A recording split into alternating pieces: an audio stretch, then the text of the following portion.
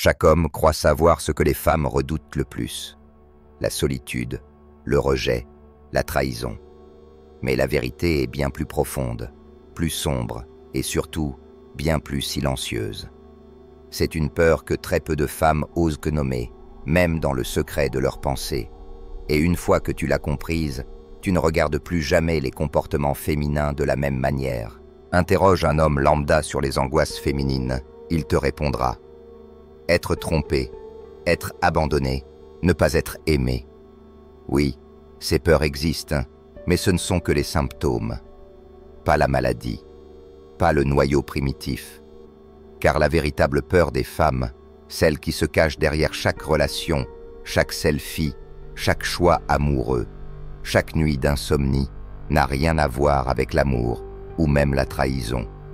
Elle touche à quelque chose de bien plus ancien, la survie. Avant d'aller plus loin, il faut briser un mythe dangereux. Croire que les femmes pensent comme nous. Croire qu'elles désirent, qu'elles souffrent, qu'elles agissent pour les mêmes raisons que nous. C'est une erreur fondamentale, une illusion tragique. Les hommes ont peur d'échouer, peur d'être faibles, peur d'être remplacés par plus forts. Voilà notre cauchemar. Mais celui des femmes, il est tout autre, car depuis toujours, la survie d'un homme dépendait de sa force, de son honneur, de sa capacité à protéger ou à produire. Un homme faible pouvait mourir de faim, être vaincu, être réduit en esclavage. Une femme, elle, pouvait survivre si elle parvenait à obtenir la protection d'un homme plus fort. Cette réalité brutale a modelé la psychologie féminine pendant des millénaires. C'est ce qui explique pourquoi elles se battent davantage pour de l'attention que pour la vérité. Pourquoi la validation compte plus que la logique. Pourquoi la peur d'être remplacée est si dévastatrice. Quand un homme est trompé, il ressent honte, humiliation, perte de respect. Mais quand une femme est trompée, c'est une autre blessure. Tu es obsolète, tu ne vaux plus rien, tu vas être remplacé. Ce n'est pas seulement la trahison qui fait mal, c'est la révélation du cœur de sa peur, l'irrélevance. Et une fois que tu réalises ça, tout devient clair. Le besoin constant de validation, l'obsession pour la jeunesse, la panique à 30 ans masquée par l'arrogance à 25, les tests, les drames, les contradictions. Ce que tu prends pour de la manipulation est souvent une stratégie née de la peur. Ce que tu vois comme de l'irrationalité est souvent de l'instinct de survie. Et ce que tu appelles liberté, parfois, n'est qu'une panique maquillée en émancipation. La vérité, mon frère, est simple. Derrière tous les mythes des peurs féminines se cache une vérité terrifiante. La peur de devenir invisible. Et c'est là que les choses deviennent vraiment intéressantes. Tout le monde connaît l'expression « l'horloge biologique tourne ». Mais la plupart pensent que cela concerne uniquement la fertilité, la capacité à avoir des enfants. C'est la surface. En profondeur, c'est bien plus sombre, car la biologie ne négocie pas. Peu importe ce que la société prêche sur l'égalité, l'autonomisation, la libération, le corps humain n'a pas été mis à jour depuis 100 000 ans. Un homme peut monter en valeur avec le temps. Il peut être fauché à 20 ans, galéré à 30, et pourtant, à 40, s'il a bâti sa richesse, son pouvoir, son but, il peut atteindre un sommet d'attraction. Sa valeur se construit, s'accumule. Pour une femme, c'est l'inverse. Sa puissance sur le marché sexuel est frontale, concentrée au début de sa vie. Jeunesse, beauté, fertilité, un pouvoir immense, mais qui atteint un pic, avant de décliner. Et elle le sait. Même si elle ne l'admet pas, même si elle se distrait avec des slogans de carrière ou des likes sur Instagram, au fond d'elle, elle sent que l'horloge tourne. Et cela la terrifie. Car la plus grande peur des femmes, ce n'est pas d'être seule, ce n'est pas d'être rejetée, ce n'est même pas la trahison, c'est devenir invisible, vieillir hors du jeu. Regarder l'attention qu'elle captait s'évanouir. C'est ne plus être vue par les hommes, par la société, parfois même par elle-même. Voilà pourquoi tant de femmes de 35 ans congèlent leurs ovules. Pas parce qu'elles veulent des enfants maintenant, mais parce que leur biologie leur chuchote à l'oreille. Voilà pourquoi les femmes les plus libérées continuent de chercher de la validation, postant des selfies bien après l'âge où les hommes cessent de regarder. Voilà pourquoi la panique de la quarantaine est si brutale. Ce n'est pas le vieillissement, c'est la disparition. Et maintenant, le constat qui fâche. La société a menti aux femmes. Le féminisme leur a dit qu'elles pouvaient tout repousser. La famille, l'engagement, les enfants, qu'elles pouvaient courir après la carrière, les plaisirs, la liberté, qu'elles pouvaient tout avoir. Mais la biologie, elle, se moque des TED Talks et des hashtags d'autonomisation. Elle ne plie pas devant les politiques. Quand l'échéance biologique arrive, la peur explose. Et c'est cette peur qui explique la course à l'hypergamie. Ce n'est pas de la cupidité, c'est de l'assurance. Si son pouvoir décline, elle veut sécuriser la meilleure protection possible pendant qu'elle le peut encore. Les hommes s'énervent devant ça. Ils crient à la manipulation, à l'intérêt. Mais si tu comprends l'horloge, tu vois autre chose. Un instinct de survie maquillé, une panique habillée de rouge à lèvres, une peur déguisée en indépendance. Et voici ce que peu osent dire. Cette peur ne disparaît jamais, parce que l'horloge biologique ne parle pas que de bébé. Elle parle de pouvoir, de pertinence, de survie. Et cette peur façonne tout ce qui suit. Pendant 60 ans, la société a vendu un scénario aux femmes. Tu peux tout avoir.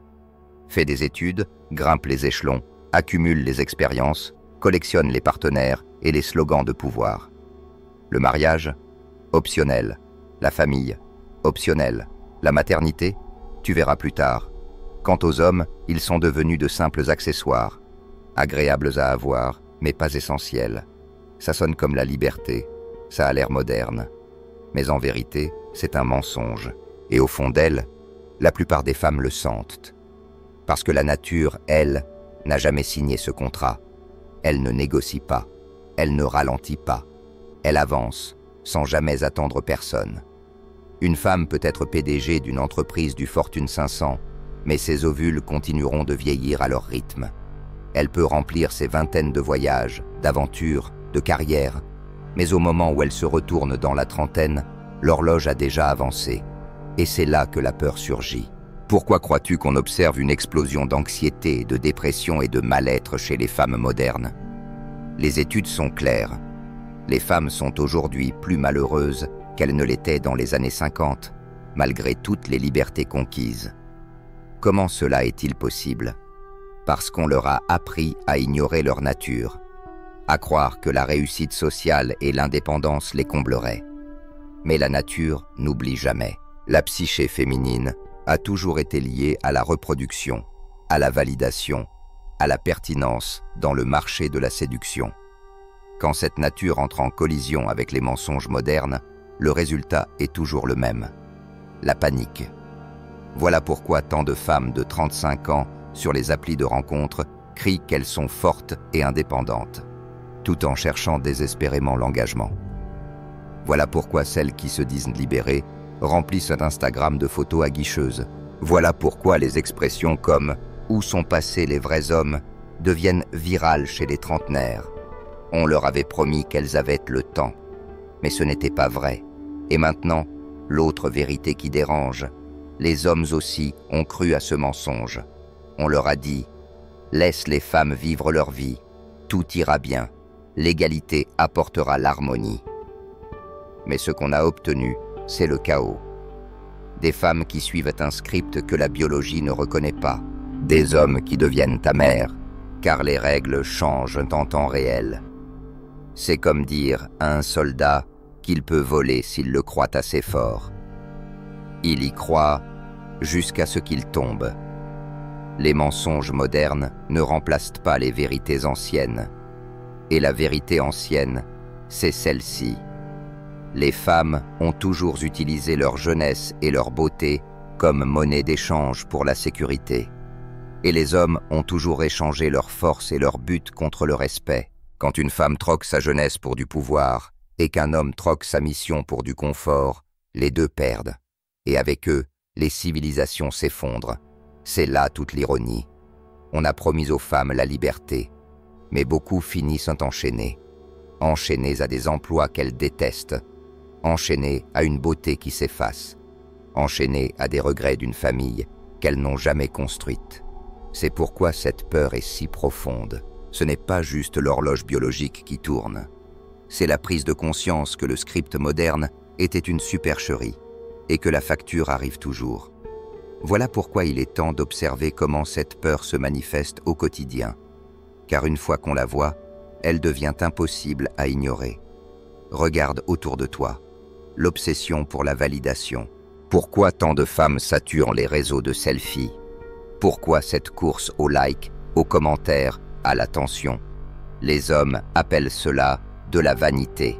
Mais ce n'est pas de la vanité, c'est de l'assurance. Chaque like est une preuve. Je suis encore visible. Je suis encore là. Je n'ai pas encore disparu. Pense au tutoriel maquillage, à l'obsession des filtres, à la peur de poster une photo sans retouche. Ce n'est pas simplement pour être belle, c'est pour se prouver qu'elles existent encore dans le marché. Et maintenant, regarde l'hypergamie. Cette tendance à viser un homme plus fort, plus riche, plus établi. Les hommes s'en indignent, l'appellent superficialité. Mais si tu retires les couches, ce que tu trouves, c'est la peur. Peur que l'homme actuel ne sécurise pas son futur. Peur que ses meilleures années s'envolent et qu'elles doivent signer le meilleur contrat possible avant que la fenêtre ne se referme. L'hypergamie n'est pas de la cruauté. C'est de la survie aiguisée par la panique. Et que dire des fameux tests que les femmes imposent aux hommes? Ces petits pics, ces défis, ces confrontations. Les hommes y voient du drame inutile, mais ce n'est pas du drame, c'est de la mesure. Chaque test est une question dissimulée. Es-tu assez fort pour me gérer? As-tu assez de confiance pour me protéger? Ou es-tu juste un autre homme faible que je vais dépasser? Ce n'est pas de la malveillance, c'est une stratégie dictée par la peur. Parce que si tu rates ce test, elle sait qu'elle perd son temps. Et le temps, pour elle, est la seule ressource que la biologie ne rembourse jamais. Même la volatilité émotionnelle des femmes prend un sens nouveau à travers cette perspective. Un instant joyeuse, l'instant suivant en pleurs ou en colère. Les hommes voient du chaos. Ce qu'ils voient en réalité, c'est un système d'exploitation conçu pour s'adapter à tout prix. Ces émotions deviennent des outils. Elles poussent, elles tirent, elles ajustent, pour s'assurer qu'elle reste protégée pendant que sa valeur est encore active. Voilà pourquoi les femmes paniquent plus à 30 qu'à 20. Voilà pourquoi elles multiplient les demandes de validation. Pourquoi elles deviennent plus exigeantes dans les relations. Pourquoi elles changent d'homme alors qu'elles prétendaient être heureuses. Car derrière tout cela, il y a une voix persistante, presque inaudible, mais toujours présente. Ne disparais pas, ne deviens pas invisible, pas encore. Et voilà ce qui frappe le plus fort. Les hommes prennent tout cela pour de la manipulation, de la cruauté, de l'immaturité. Mais ce n'est rien de tout cela, c'est de la survie, c'est de la peur, c'est l'horloge qui hurle à l'arrière-plan de chaque décision. Et une fois que tu l'as vue, tu ne peux plus faire semblant. La recherche constante de validation, les tests, l'hypergamie, tout est animé par la même source, la peur de l'invisibilité. Et maintenant que tu l'as comprise, tu ne pourras plus jamais l'ignorer. Mais ce que la plupart des hommes ne réalisent pas, c'est que ce miroir tendu vers la peur féminine révèle quelque chose d'encore plus brutal, leur propre cécité. Car voici le véritable problème. Les hommes comprennent mal les femmes. Ils leur prêtent leur propre peur, leur propre code psychologique. Ils croient que les femmes redoutent ce qu'eux-mêmes redoutent. Le manque de respect, l'échec, le déshonneur, la concurrence d'un homme plus fort. Mais ce ne sont pas les peurs des femmes, ce sont celles des hommes. Et quand tu interprètes mal les peurs de quelqu'un, tu ne comprends rien à ses réactions. Les hommes voient l'obsession des femmes pour l'attention comme puérile. Ils voient l'hypergamie comme une trahison. Ils perçoivent que les tests comme des caprices. Et parce qu'ils ne devinent pas la peur cachée derrière tout cela, ils deviennent amers. Ils rejettent. Ils accusent les femmes d'être manipulatrices, vénales, irréparables. Mais la vérité que peu d'hommes acceptent de voir, c'est que les femmes ne sont pas brisées. Ce sont eux qui sont aveugles. Cette cécité masculine, ce malentendu fondamental, explique pourquoi tant d'hommes échouent dans le jeu moderne de la séduction. Ils arrivent avec de bonnes intentions, pensant que les femmes recherchent l'amour comme eux recherchent le respect. Ils offrent des fleurs, de la gentillesse, de la loyauté, croyant répondre aux attentes féminines les plus profondes. Et quand cela ne suffit pas, ils s'indignent. Pourquoi ce n'est pas assez? Pourquoi ne m'aime-t-elle pas pour qui je suis? Parce que l'amour n'est pas le cœur du problème. La survie l'est. Laisse-moi te dire quelque chose que peu osent admettre. Les femmes ne testent pas les hommes pour le plaisir du drame. Elles testent pour savoir si tu seras capable de les empêcher de devenir invisibles. Chaque pic, chaque critique, chaque défi n'est qu'un cri biologique. Si je me lie à toi, me protégeras-tu? Me maintiendras-tu visible dans un monde qui efface les femmes avec l'âge? Si tu échoues, son horloge interne hurle plus fort. Si tu réussis, la peur s'apaise, pour un temps. Voilà pourquoi tant d'hommes se perdent dans des forums de désespoir, crient que les femmes sont corrompues, impossibles, méprisables. Ils ne voient pas la vérité. Ils restent coincés dans leur angle mort. Mais une fois que tu comprends cette peur secrète, tu cesses de le prendre personnellement. Tu ne passes plus ton temps à pleurnicher sur la nature féminine. Tu la regardes telle qu'elle est, un mécanisme de survie, et là, tu deviens libre. Tu as le choix. La plupart des hommes ne font rien de cette prise de conscience. Ils râlent, ils se renferment, ils insultent les femmes au lieu de se transformer eux-mêmes. Mais les hommes forts, eux, s'adaptent. Ils reconnaissent la peur. Ils cessent d'essayer de réparer les femmes. Ils se réparent eux-mêmes. Ils ne demandent plus pourquoi les femmes sont comme ça. Mais comment devenir un homme qu'on ne peut ignorer? Car voilà la vérité que beaucoup d'hommes refusent d'entendre. La peur des femmes, c'est l'obsolescence par l'âge. La peur des hommes, c'est l'obsolescence par la faiblesse. Les deux sexes luttent contre la même menace, sous deux formes différentes. Et tant que tu ne vois pas cette différence, tu restes dans le noir. Tu restes un pion dans un jeu que tu ne comprends pas. Tu perds. Alors, qu'est-ce que ça change pour toi? Tout. Parce que ta vie, en tant qu'homme, se résume à une décision. La force ou l'insignifiance. Tu as vu ce que cache la peur des femmes. La crainte d'être effacée, oubliée, ignorée à mesure que la jeunesse s'enfuit. Mais maintenant vient la vérité la plus dure. Les hommes ont leur propre version de ce cauchemar. Et beaucoup sont déjà en train de le vivre sans même s'en rendre compte. La lutte d'une femme, c'est contre le temps. Celle d'un homme, c'est contre la faiblesse. Une femme perd sa valeur quand sa jeunesse s'efface. Un homme perd la sienne quand il échoue à se relever. L'horloge est cruelle envers les femmes. Mais la faiblesse est impitoyable envers les hommes. Et voici la claque. Une femme de 35 ans peut encore se rattraper si elle est stratégique, séduisante ou chanceuse. Un homme de 35 ans sans force, sans discipline, sans but, est déjà oublié. Il est invisible. Pas à cause de son âge, mais à cause de son insignifiance. Réfléchis-y. Combien d'hommes connais-tu qui sont des fantômes alors qu'ils respirent encore? Invisibles au travail, invisibles pour les femmes, invisibles pour eux-mêmes, égarés dans le porno, les jeux vidéo, la malbouffe, le défilement infini sur les réseaux. Ils ne se battent même plus. Ils sont déjà partis. Et la vérité la plus cruelle, c'est que la peur des femmes les pousse au moins à agir, à chercher la validation, à tester, à sécuriser leur avenir. La peur des hommes, elle, les engloutit dans le silence. Ils l'aneस्थésient, ils la fuient, ils l'ignorent. Voilà pourquoi notre époque est remplie d'hommes faibles, des hommes qui n'ont jamais construit un corps digne de respect, qui n'ont jamais défini une mission, qui n'ont jamais appris la discipline, et qui, pourtant, s'attendent à recevoir loyauté, sexe et admiration, juste pour exister. Mais la nature se moque de tes sentiments, les femmes se moquent de tes excuses, et l'histoire ne se souvient pas des hommes faibles. C'est la vérité la plus dure, mon frère. Les femmes craignent de devenir invisibles avec l'âge. Les hommes craignent de devenir invisibles parce qu'ils n'ont rien bâti. Et l'invisibilité, c'est la mort. Sociale, sexuelle, spirituelle. Si tu ne t'élèves pas, tu disparais. Point final. Alors, arrête de te plaindre des peurs féminines.